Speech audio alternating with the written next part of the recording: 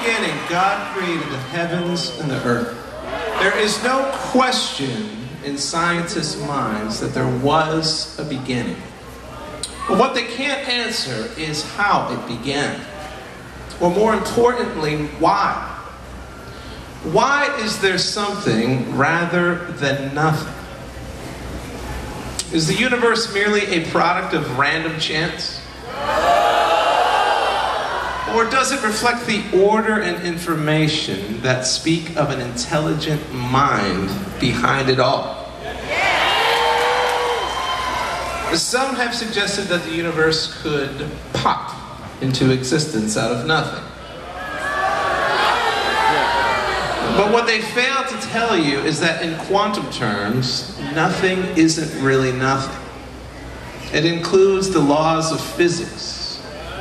For example, the notes that you hear from this keyboard tonight could not be made without it first existing. So either you believe in an eternal set of laws or an eternal lawgiver. And then there's the question of life and how did it begin? Some scientists and philosophers say that evolution can explain it all. But unfortunately, evolution is only a theory. It only tells you what happens once you have life. It can't tell you how it began. And the probability that it could have happened by chance is staggering. Have you ever pocket texted somebody by accident? You might get a few letters that are strung together that make no sense. Kind of like the ones my mom sends me. If someone texted you and said, "Don't tell anyone, but I cheated on the test," the chances you could claim that you pocket texted that would be extremely high. But what if it was an ordered sentence of 3 billion letters, perfectly in a row? That's the intelligent information in our human genome, in our DNA. The most accurate statement about us as humans is that we are fearfully and wonderfully made.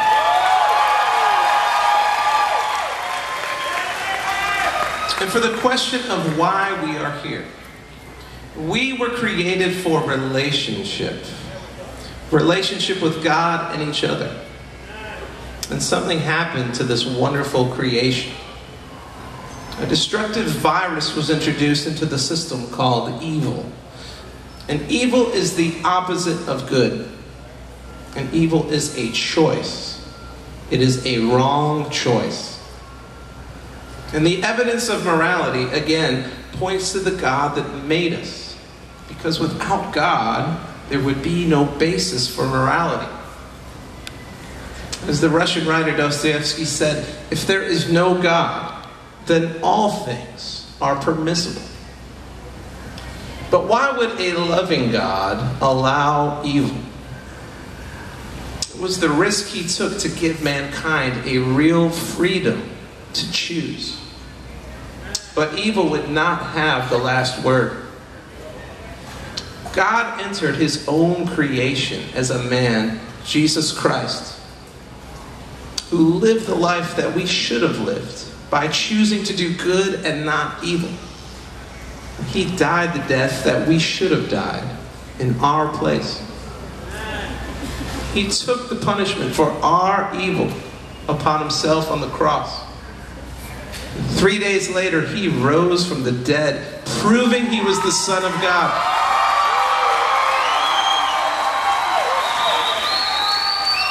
He ultimately broke the power of evil over us. As Jesus said, he said, "I was dead, but I'm alive forevermore."